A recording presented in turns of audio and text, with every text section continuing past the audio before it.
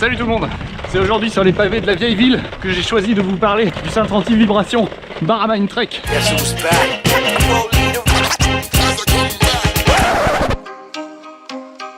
Donc on a quitté les pavés de la vieille ville parce que c'était un peu compliqué pour vous parler.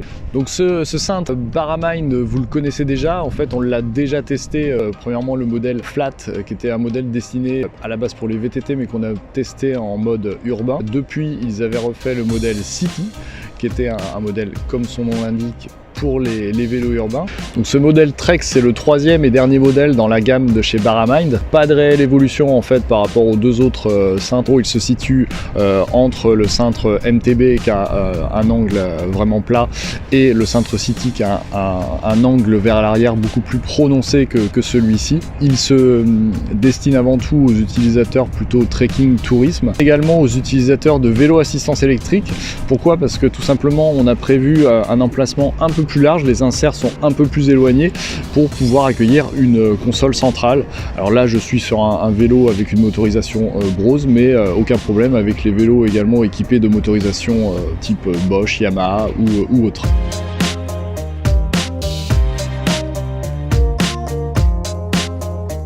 Donc la particularité de ces cintres Barramine, c'est d'être des cintres anti-vibratoires. Ça veut dire tout simplement que le cintre va vous permettre de filtrer les vibrations, contrairement à un cintre classique en aluminium. Il vous filtre les vibrations par l'intermédiaire d'inserts en composite qui vous permettent de filtrer les vibrations et d'encaisser les chocs. Alors pas les plus gros chocs, mais les petits chocs dus à un petit saut de trottoir, à une petite bosse sur le revêtement. Alors attention, quand on dit flexibilité, c'est une flexibilité qui est contrôlée.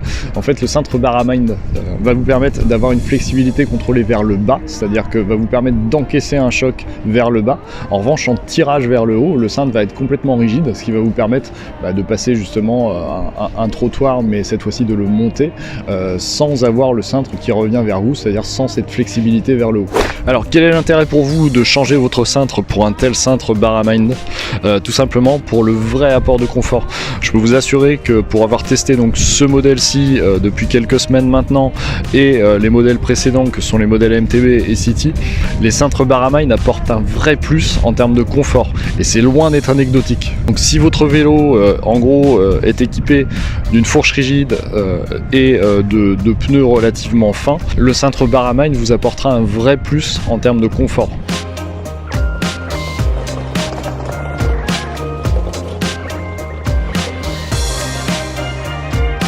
Donc vous l'avez compris, je suis assez fan de cette marque Barramine. C'est le troisième cintre que l'on teste de cette marque-là et qui nous donne toujours autant satisfaction. Un confort qui est loin d'être négligeable, un produit vraiment de qualité avec une belle finition et puis un produit dont le tarif reste relativement raisonnable pour une petite série et qui dit précision est made in France.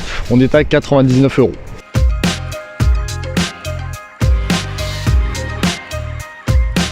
Voilà, cette vidéo est terminée, j'espère que ça vous a plu. Si c'est le cas, comme d'habitude, on n'oublie pas les petits pouces bleus. Donc j'en profite pour vous informer que j'ai lancé la campagne de financement participatif sur Tipeee pour soutenir Muse.fr, pour soutenir un magazine de vélo indépendant. Et ouais, ça fait 10 ans que je vous fournis du contenu gratuitement, il fallait bien qu'à un moment donné, je vous demande de l'argent. Je compte sur votre soutien, je compte sur votre support, n'hésitez pas à partager. Vous trouverez le lien directement en bas dans la description.